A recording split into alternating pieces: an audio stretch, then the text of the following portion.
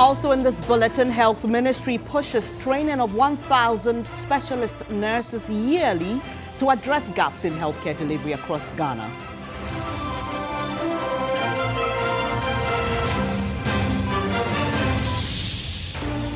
And later in the bulletin, government moves to reform rent laws, replacing outdated 1963 and 1986 acts with modern consolidated legislation.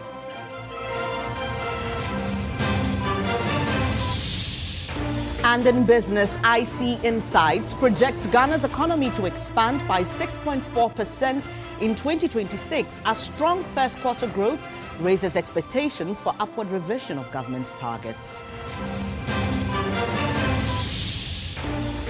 On the international front, number of people killed in the Venezuela earthquake more than doubles to 589, with more than 3,000 still injured.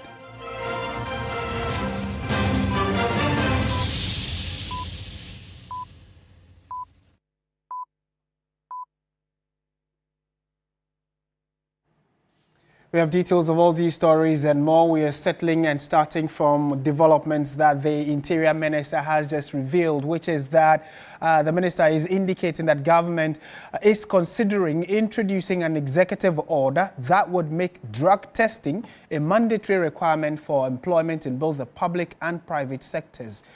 The Minister, Muntaka Mubarak, told Parliament that the proposed policy forms part of a broader effort to strengthen workplace safety, improve productivity, and discourage substance abuse, particularly among young people entering the workforce, a move that could have far-reaching implications for job seekers. Muntaka Mubarak listed other measures like establishing national rehab centers in every region to meet the needs of persons suffering from substance use disorders. Mr. Speaker, effective drug control is not solely a law enforcement matter. It demands a whole of government and a whole of society approach that integrates enforcement with prevention, treatment, and rehabilitation. I call on this House to support government in considering the following priorities: oversight very effectively the budgetary allocation to NACOC to close critical capacity gaps in intelligence, interception, and forensic analysis; strengthen the regulatory framework for precursors, chemicals, and pharmaceutical supply chain to curb the diversion of substances like tramadol; establish National Rehabilitation Center, particularly one in every region, to meet the needs of Ghanaians suffering from substance use disorders; expand drug education and demand reduction programs in schools, communities, and workplaces, targeting youth who remain most vulnerable; introduce an executive order that makes mandatory drug tests as a pre-employment requisite for entry into the public service and the private sector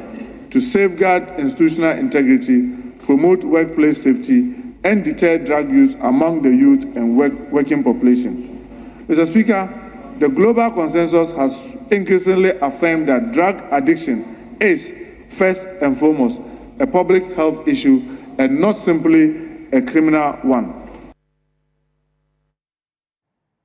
Right, so that's the news. If you're just hearing, the Interior Minister is saying that effective immediately, or at least there is that consideration that before you are employed, either in the public or private sector, you need to at least take a drug test.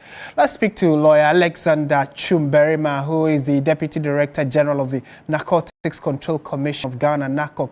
Mr. Chumberima, good evening. Thank you for your time. Martin, good evening. What are your initial thoughts on what the minister has said, that now you need to test or undertake a drug test before you are employed? Is it a knee-jerk reaction, or there really has become a danger that the government is foreseeing, for which reason they are proposing this move? It is a splendid idea. In fact, even before my minister will say this, I know individuals or some persons who have called for this to be done. But let me commend government, because government on its own has started it. Even before this executive order that my minister is proposing will even come up. Government commends it through the last recruitment exercise that we did for the prisons, police, fire service, immigration, all the applicants who were able to sail through to the medical level, which were about 100,000 or a little above 100,000, were all made to go through drug tests, compulsory drug test, which was conducted by NACOC. So we ran a drug test on all of them across the entire 16 regions. So the government on its part has already commenced that step, which is the first of its kind in this country. So if it becomes an order that every Tomidi Canary, i.e. private or public, is going to conduct this as a pre-employment requirement, I mean, it's splendid. It will then send a signal to students who are in the university now, students who are in the, other tertiary institutions such as the technical universities, the training colleges, the nursing colleges, or whatever, who at the level of studying are engaging in all forms of drugs. To the extent that even now, it's not like somebody is even bringing it out or an outsider is even bringing it in to come and sell to them. Rather, students are selling it to fellow students. It's dangerous. Okay. So if you're able to do this, it will curb this from the root. What kind of drug test are we talking about? And what kind of abuse? Which of the drugs, on the scale, are we talking about? Is it like cocaine, marijuana, or we are talking about the regular paracetamols and the people who probably are abusing those ones? Help me understand. Okay, so for instance, the test which was conducted on the applicants that I mentioned for the other 4 sister security agencies, we reckon that those who failed to cocaine, failed to cannabis, failed to methamphetamine, failed to opioids. Wow. Majority of them failed to these 4 main components that I've mentioned, or drugs that I've mentioned. However, on the other hand also, you reckon that those who abuse them, the abuse is also much of opioids and also cannabis. For instance, I think somewhere last week or this week, we arrested students from Central University. Yes. Yes, it was last week. And what happened was that it was students, one level 100, 3 level 400, and then 3 level 300, and then 1 level 400 students who were selling cannabis infused products or foodstuffs to other colleagues. They have infused cannabis with ice cream, with toffee, with sobolo drinks and other fruit juice, even egg and pepper. Normal egg and pepper that you can find to buy, even in traffic. They have mixed or they have infused cannabis with the pepper that people will buy, and once the pepper is inserted into your egg for you, you are eating something. Oh, you mean now there's Kosiani Moko with we? Exactly. And one worker. Wow. Okay. And one worker. And that seems to be quite serious, considering the fact that we used to know these kinds of drugs were in the ghettos, but now they are finding them ways into classrooms and even into public places. But how are the other institutions you are working with? What's the collaboration like? How do you intend to institutionalize these kinds of enforcement against the abuse of these kinds of drugs? Well, when it comes to the security level, with other sister security agencies, that one is even undisputed. Our working relations is superb. The likes of NIB or now BNI, Signal Bureau, police, immigration, name them. We work hand in hand. Today, for instance, during our program at the World Drug Day celebration at UPSA, if you were there or haven't seen the videos, you reckon that all the security agencies, from the military to the last one, they were all present. So that tells you that when it comes to collaboration, we are strongly together and we are doing all our work together where necessary. However, the challenge or the gap was the coordination between some tertiary institutions and NACOC. But I can say without fear that now they are also opening their doors. They are also opening their doors because, for instance, if you look at this program that we have today, it was done at UPSA and it was a collaboration with the management or the leadership of UPSA alongside NACOC, where they agreed to even give us a discount, a very good discount for the whole that we even used to do the program, and also made their students available for this program. The likes of Central University, for instance, I've met the registrar and then I think the dean of students, one professor, and they have also shown readiness. Having seen this happening in their school, they've shown extreme readiness to join hands with us to make sure that this thing doesn't occur again in their school. Okay. Yeah. We thank you. Certainly it's a conversation that we would also be assisting with in terms of public education. Thank you for speaking to us this evening, Alexander Chumberima. He is the Deputy Director General of the Narcotics Control Commission, NARCOC. Let's bring you some other stories now on News 360. And Minister for Works, Housing and Water Resources, Gilbert Kenneth Ajay, says government is taking steps to reform Ghana's rent regulatory framework to better reflect the realities of the country's evolving housing market. He told Parliament on Friday that the current laws governing rent are outdated and no longer provide adequate protection for tenants or clear guidelines for landlords. The ministry recognizes that the current rent regulatory framework is outdated, having been in existence for 63 years, and does not adequately respond to the realities of Ghana's evolving housing market. I wish to inform this honorable House that the ministry has initiated a comprehensive review of the existing rent laws. Mr. Speaker, the review seeks to repeal the Rent Act 1963 as amended, together with the Rent Control Law 1986, and replace them with a modern Consolidated Rent Act. The new legal framework is designed to address the persistent constraints within the current regime, harmonize all related laws governing rental housing, and introduce appropriate incentives to stimulate private sector investment in the rental housing market. In more news this evening, government says healthcare investment is top priority with nurses at the heart of the plan. Despite a backlog of nurses still waiting for employment, the Health Ministry is pushing ahead, pledging to train 1,000 new specialist nurses every year. According to the Health Minister, gaps persist in healthcare delivery across the country.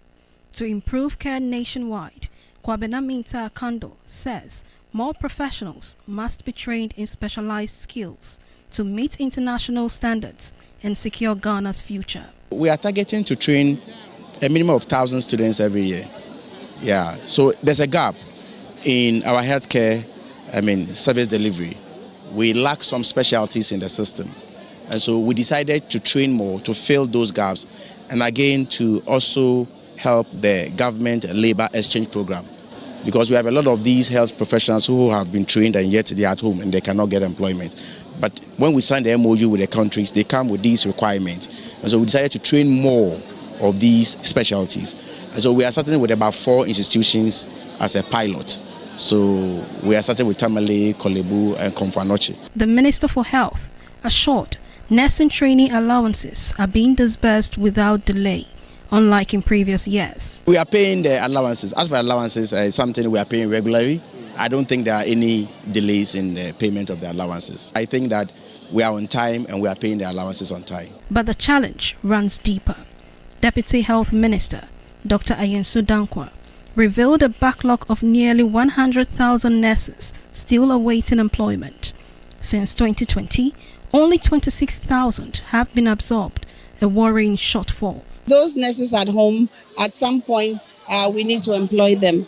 But as you know, that the government this year we're employing 26,000. Every year we try to employ 26,000. But so far there's still a huge backlog. Since 2020, we have not really hired nurses. And even 25, we've hired some of them. Only this year have we even opened up our portals for the 2021 group. So we will need to find a way to manage this huge backlog. Let's bring you an update on the Nkukon Kitinkiti project, which is still underway, supporting poor households and vulnerable individuals across Ghana through poultry farming to create income and reduce hunger. At least that's the expectation of government. But as beneficiaries prepare to sell matured birds, access to reliable market has emerged as the major challenge threatening the sustainability of the initiative. Since its launch in November last year, the Nkukwan Kitin Kitin project has provided support to beneficiaries in 11 out of the 16 regions. Each beneficiary received 50 one-month-old chicks, together with feed to begin their poultry business. Widows, who are among the targeted vulnerable groups, received increased support of 120 beds, battery cages and feed to enable them operate on a larger scale. The project is intended to whip up individuals' interest in poultry production for private sector to take charge. The program is designed around sustainability. Beneficiaries are expected to sell matured birds and reinvest proceeds into expanding their poultry production, creating a continuous income stream for their households. The project is targeted at reducing Ghana's dependence on imported frozen poultry products. Minister for Food and Agriculture Eric Opoku is resolute about this intervention. Procurement processes are underway for us to get 4 million bears. The 4 million bears will distribute some to these people and then some also to the large, the commercial producers, so that they can also expand their businesses. But as the first batch of birds approaches maturity, beneficiaries are confronted with a critical challenge: access to ready markets. Farmers say producing the birds is only one part of the process, but finding buyers at profitable prices remains a major concern. Without reliable market, the expected income from the poultry could be affected, threatening the goal of creating sustainable livelihood for vulnerable families. But the most important thing is that government is putting in place measures to address that. He says arrangements are being considered to create opportunities for the matured birds to be absorbed into the feeding program at the primary and secondary levels of learning institutions, ensuring farmers benefit from their investment. His Excellency, the President of the Republic of Ghana, gave a specific directive to the Ministry of Education that they should include poultry in the school feeding program. So in the school feeding program, the Ministry of Education is in partnership with the National Food Buffer Stock to see how they can buy our poultry products to support the school feeding program. We are also moving to the schools. In our design, selected schools will be given some kind of poultry farms. We are going to build the facilities, buy the birds, provide the feed, and then give it to the schools to manage. One, for learning purposes, and then two, to support the school feeding program. The minister also announced plans to extend the supply of birds under the Nkukwan Kitin Kitin project to the 5 regions of northern Ghana by June to achieve nationwide implementation of the project. For beneficiaries, the project represents more than just receiving chicks. Nkukwan Kitin Kitin, made breme, and you, woman has ya almost true. It's me, there's a same days, Yana said. 1 week, 10 plates. I feel more master here. It is a chance to build a source of income, improve nutrition, and reduce dependence on uncertain livelihoods. But the success of the intervention will depend on whether support continues beyond distribution, ensuring farmers have access to markets, technical guidance, and the resource needed to keep their poultry business alive. Stanley Nibleu, TV3 News, Accra.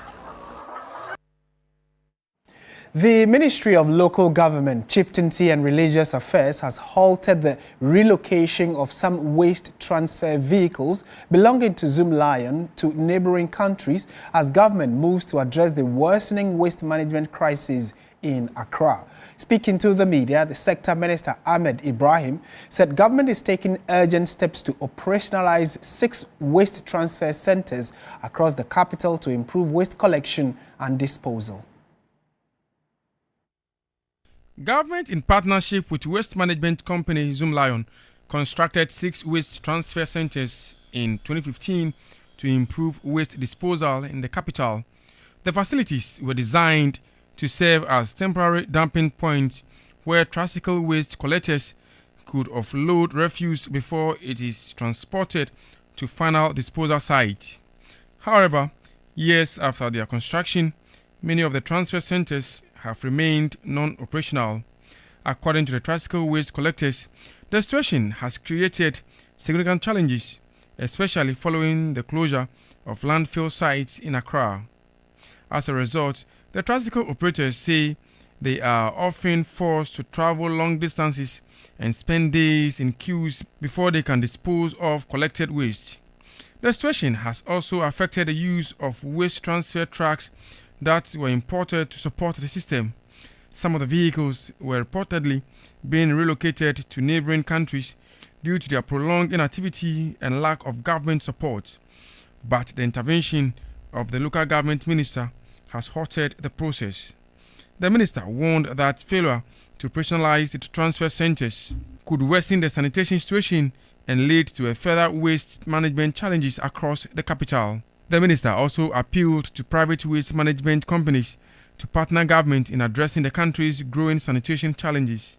Government must come in, the company must come in, and then the tricycle operators must also come in to make sure that at least these 6 transfer stations are in operational. There is no land in Accra again. Either you go to Central Region or you go to Eastern Region. But bring the waste here. Then the long trucks will now carry them to far away Central Region and Eastern Region. Following the media engagement, the minister toured the Achimota Waste Transfer Center where he interacted with tricycle waste collectors. Many of the operators complained about the long distances they travel to dispose of waste, describing the situation as costly and affecting their daily operations. Since from yesterday to now, we disposed 195 and more are coming. But what's the challenge? Why are you not able to dispose more? Because they can't receive us. Because the capacity is more than what they can receive here. Where are you bringing your waste from? From Chado. Chado? Yes. All the way from Chado? Everywhere Chado they come from. Meanwhile, the executive chairman of Zoom Lion Ghana Limited said the recent flooding experience in parts of the country highlight the consequences of poor waste management, stressing the need for urgent investment in waste infrastructure. Waste management is science, a skill. It's not just job for cooperatives. It's not job for boys. No. So the concept and the fundamentals of waste management, if it is destroyed, you see flooding. Waste management remains one of the biggest challenges confronting the Greater Accra region and other regions, with the closure of landfill sites placing enormous pressure on existing waste disposal systems. Joseph Armstrong, Gold Aligwe TV3, Achimota, Accra. Now, MTN Ghana has officially brought the 2026 edition of its annual 21 Days of Yellow Care campaign to a close. The campaign ended with the presentation of refurbished hospital equipment to the Achimota General Hospital, with MTN reaffirming its commitment to improving healthcare through partnerships and volunteerism. Throughout the 21-day Yellow Care campaign, MTN employees undertook activities such as donating and refurbishing hospital beds, bedside lockers, drip stands, metallic cabinet, and other essential medical equipment. Speaking at the closing and handing over event, Chief Corporate Services and Sustainability Officer Adjoa Ifriye Wiafe indicated that this year's campaign went a step further by promoting water, sanitation and hygiene in schools across the country. Access to good health does not begin at the hospital gate. It begins with clean water, with sanitation, with the habits children learn early. So we brought wash support to schools. We reached 16 schools across all 16 regions, installed 30 hand washing facilities, and helped more than 15,000 students build better hygiene.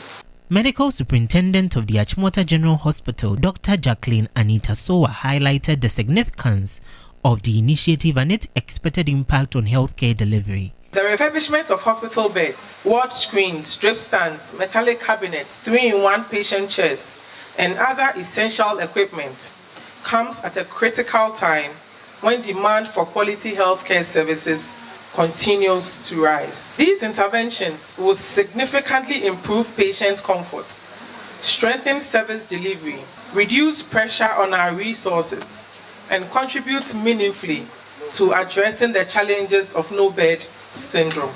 MTN says going forward, they are committed for greater collaboration with other partners in strengthening Ghana's healthcare system through the Yellow Care Initiative. This year's campaign was held under the theme Expanding Equitable Healthcare for Every Community.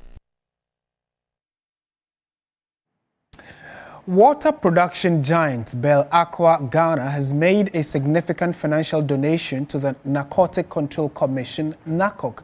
The donation is aimed at helping the commission educate young Ghanaians about the dangers of drugs. A moment of corporate goodwill with a serious national purpose. Bell Aqua Ghana presented a cash donation to the Narcotic Control Commission, NACOC, pledging financial support for a new initiative the Commission is rolling out nationwide. The funds will go directly into training officials of the Commission to engage, counsel, and equip young Ghanaians with the knowledge to make better choices over drugs. This is not a one-off thing. I'm sure we've all noticed what NACOC is doing in senior high schools and the tertiaries. Now they are arresting people who are selling drugs in tertiary institutions and all of that. But this phase of our relationship is about training the counselors in senior high schools to be able to educate the students. So this is just a beginning of a long-term thing to the benefits of our consumers and Ghanaians as a whole. NACOC is now adopting a new approach, training officials to take their message directly into schools, targeting students who are most vulnerable to drug networks and abuse. With a training program set to reach students across all regions of the country, the Commission says corporate backing of this kind is exactly what is needed to give the initiative the skill it deserves. The young lads who are using the drugs, they don't know why they are using it. And if you are not careful, a time will come that they cannot stop, even when they want to do it. And like I said, we can't foot the bill alone. There will be no space. So anybody who has a family member who is into drugs, please advise the person to stop. So on behalf of my colleagues here, who are full of smiles because they are going to use it, and you can be rest assured you have the opportunity to monitor our activities. The money will be put to good use. Bell Aqua Ghana has consistently supported NGOs and community-driven initiatives across Ghana and does not intend to stop. The Telecel Ghana Foundation has donated critical neonatal equipment to the pediatric unit of the Kumasi South Hospital. This is to improve maternal and newborn health care. The intervention, which forms part of this year's Telecel Ashanti Month, also includes a 2-year commitment to renovate and support the hospital's pediatric ward. For many years, the pediatric unit of Kumasi South Hospital has cared for thousands of newborns, despite operating with aging equipment and limited resources. The unit admits an average of 800 babies every year, with prematurity, birth asphyxia, and newborn infections accounting for most admissions. However, frequent breakdowns of essential equipment have often forced the hospital to refer critically ill babies to the Komfanochi Teaching Hospital, which is already struggling with congestion. Recognizing these challenges, the Telecel Ghana Foundation has donated 2 Firefly phototherapy units, a radiant warmer, and an infant digital weighing scale to strengthen newborn care. Maternal and newborn health care outcomes remain key priorities and focus under our foundation because the first days of life are often the most critical. Our goal to help close the maternal care gap is to support institutions, healthcare professionals, and communities with interventions that improve access, quality, and outcomes. The Firefly phototherapy unit will support the treatment of neonatal jaundice, while the radiant warmer will help premature and low birth weight babies maintain stable body temperatures. At Telecel, we believe that every child deserves a strong and healthy life and start in life regardless of circumstances. Beyond the equipment, the foundation has signed a memorandum of understanding to adopt the pediatric ward for 2 years.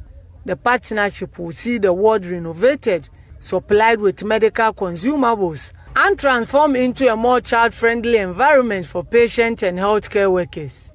To the Telecel Foundation, we say that your kindness is not just measured in the equipment and the renovations that you are doing for us, but also in the hope that you've given to families.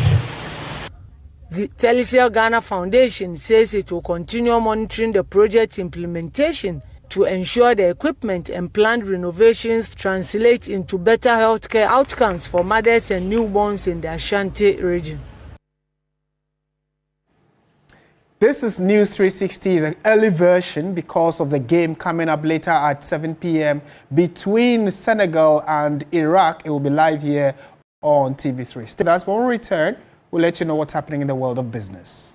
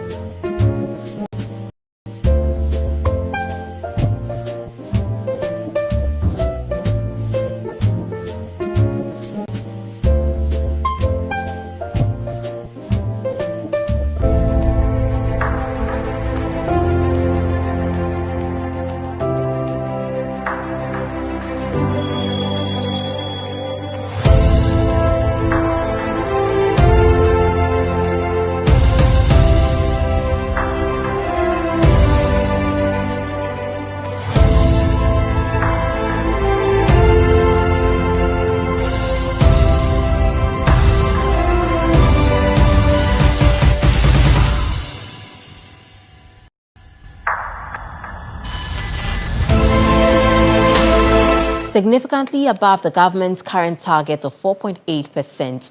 Now, the firm says stronger than expected first quarter economic performance, easing inflation, improving consumer spending and resilient services sector growth are likely to prompt the government to revise its growth forecast during the mid-year budget review next month. Ghana's economic recovery is expected to remain on a strong trajectory this year, with investment research firm IC Insights maintaining a growth forecast of 6.4% plus or minus 0.5 percentage points for 2026. The projection follows first quarter gross domestic product figures, which showed the economy expanded by 6.4%, outperforming the government's full-year growth target of 4.8%. According to IC Insights, the stronger performance reflects broad-based economic momentum driven largely by higher consumer spending, lower inflation and sustained expansion in the services sector. The report highlights robust growth in wholesale and retail trade, information and communications technology, and transport services as key contributors to the improved economic outlook. It says the sharp decline in inflation to 3.2% in March this year, from over 22% a year earlier, has boosted household consumption and business activity. While agriculture slowed due to weaker cocoa and fishing output, IC Insights believes the sector will recover later in the year, supported by government's planned $1 billion cedi-denominated domestic bond to finance cocoa purchases. The firm also expects the government to raise its official economic growth target during the mid-year budget review in July, reflecting the stronger than anticipated performance of the economy. Ghana's benchmark interest rate has fallen sharply from its crisis-era highs, but businesses are still paying some of the most expensive borrowing costs in Africa. The new president of the Chartered Institute of Bankers Ghana says recent declines in interest rates are encouraging and expects conditions to improve further in the months ahead. Interest rates in Ghana soared above 30% during the country's economic crisis, pushing up borrowing costs for businesses and households. Since then, conditions have improved considerably. The Bank of Ghana's policy rate currently stands at 14%, while the yield on the 91-day Treasury bill has dropped to just about 5%. Despite the easing in benchmark rates, lending costs remain elevated, with many businesses continuing to struggle to access affordable credit. Speaking at the institution's annual general meeting and elections, the newly elected president, Dr. Ellen Ohene Afakwa, said there are growing signs that the interest rate environment will continue to improve. Even though comparatively it may look high, we think that we are at our lowest bottom when it comes to interest rates. Moving from 36 to 5%, I think is a great achievement, and we are on the right trajectory as a country. Turning to her priorities, Dr. Ohene Afakwa said artificial intelligence will be a key area of focus during her tenure, with plans to integrate AI more strongly into professional banking education and training. Going to build on generative AI, agent AI, all the aspects of AI built into our curriculum to make sure that our members are relevant. In the next 2 years, our focus is to ensure that we really build on the innovations they've started, build on the physical infrastructure and also the digital infrastructure that the outgoing president and the council have started. We'll now wrap up the segment with updates from the forex and commodities markets. I am Minu Afo.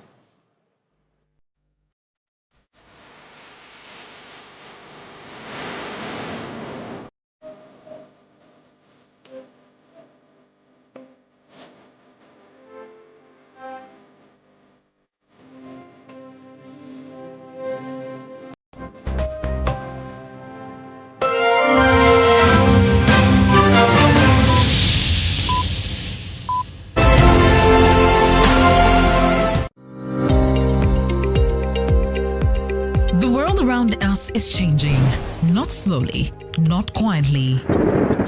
In the north, the rains that once arrived on time don't come anymore. In the middle belt, rivers and forests disappearing overnight. Along the coast, the sea is swallowing land that families have called home for generations. Rising temperatures, failed harvests, homes lost to tides. This is not a warning about tomorrow. This is the world right now. TV3 and the German Embassy in Ghana. The conversation on climate security implications in Ghana. The Climate Talks 2026. 5 cities, 5 conversations, 1 urgent call to action. Tamale, Bolgatanga, Kumasi, Keta, Accra. Starting this June 2026. The climate talks are coming, and this time the people most affected by Ghana's climate security crisis will be at the center of it all. Because the time for Ghana to act is now.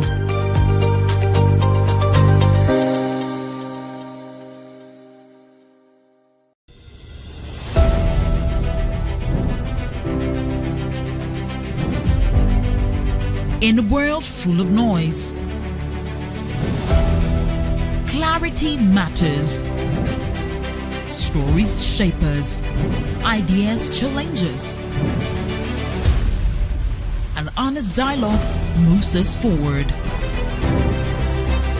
This is a space for depth, where voices are heard and perspectives matter. Conversations with Dr. Abnanya Kwasmeni, coming soon on TV3. TV3, first in news.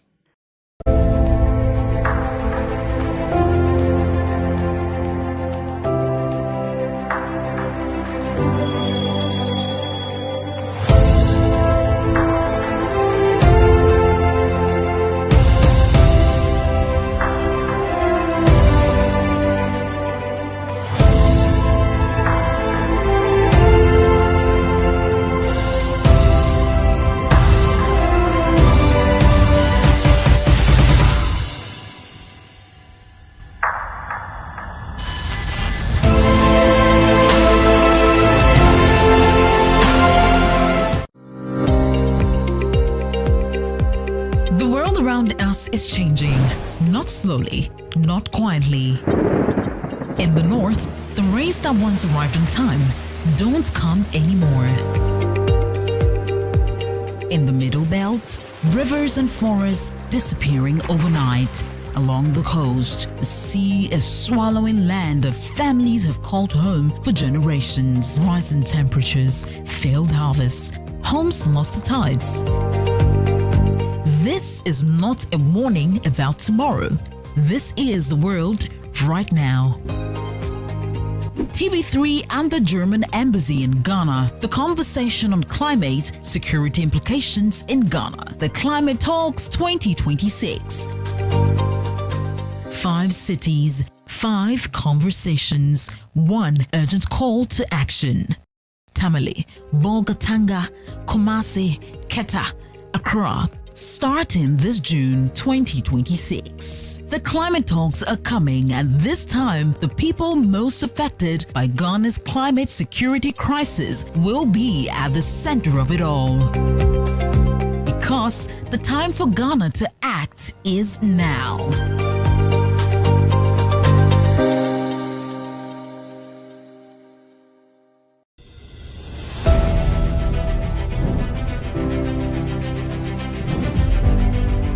In a world full of noise, clarity matters. Stories shape us, ideas challenge us. An honest dialogue moves us forward. This is a space for depth, where voices are heard and perspectives matter. Conversations with Dr. Abnanya Kwasmeni, coming soon on TV3.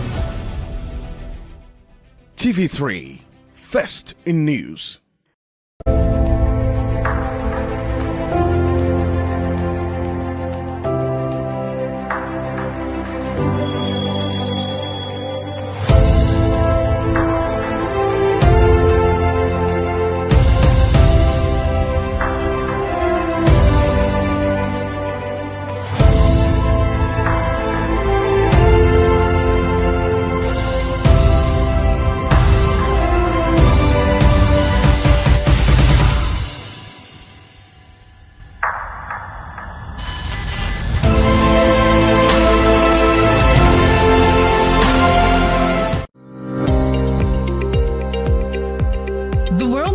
us is changing, not slowly, not quietly. In the north, the rains that once arrived on time don't come anymore. In the middle belt, rivers and forests disappearing overnight. Along the coast, the sea is swallowing land that families have called home for generations. Rising temperatures, failed harvests, homes lost to tides. This is not a warning about tomorrow. This is the world right now. TV3 and the German Embassy in Ghana. The conversation on climate security implications in Ghana. The Climate Talks 2026. 5 cities, 5 conversations, 1 urgent call to action.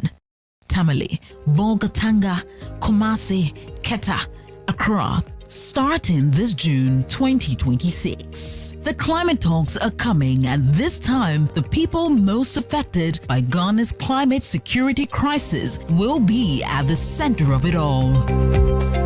Because the time for Ghana to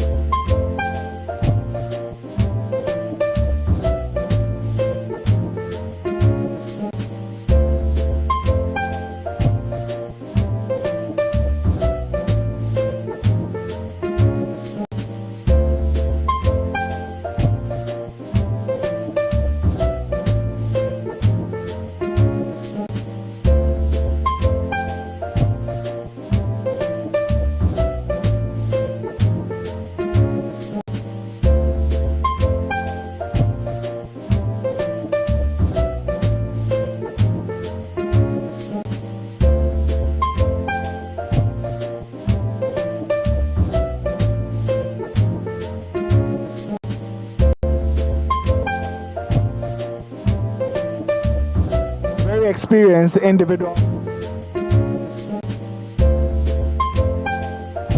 With regards to concerns on his style of play, he said that, there's been talks about attacking and defending, and maybe he's a bit too defensive and all of that, because the stats do suggest so. Ghana went, the first half of the game against Panama and England, Ghana didn't play any shot in those 2 games. And so he admits that, yes, it may have been defensive, but football is seen differently. And at the end of the day, his teams play to win.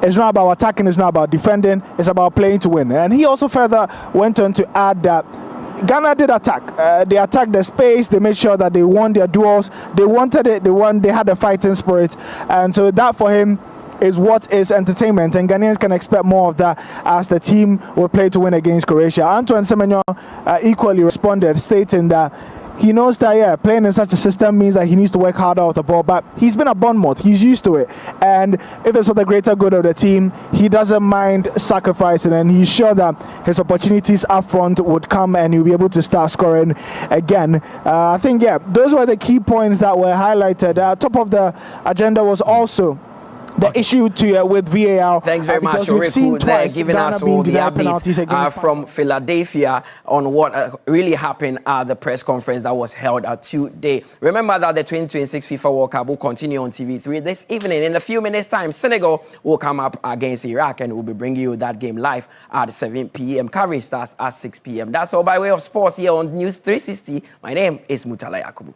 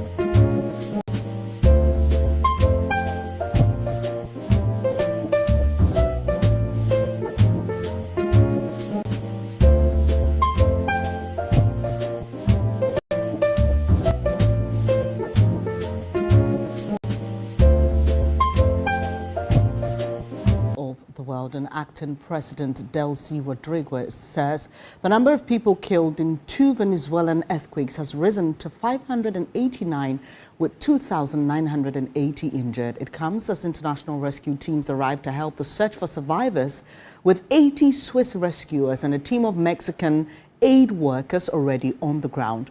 Local teams searched throughout the night in collapsed buildings in Caracas and the state of La Guaira, with people heard calling for help from under the debris.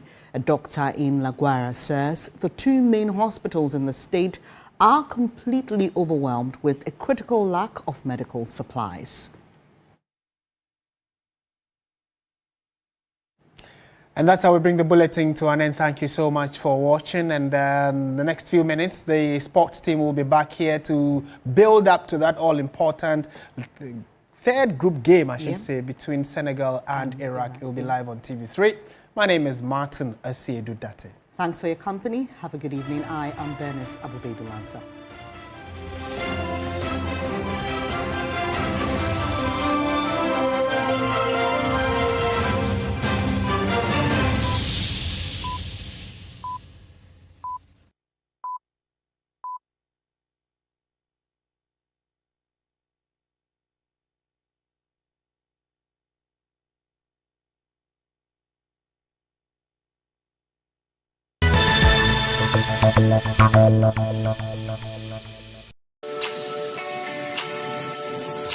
Let's bring on the guys!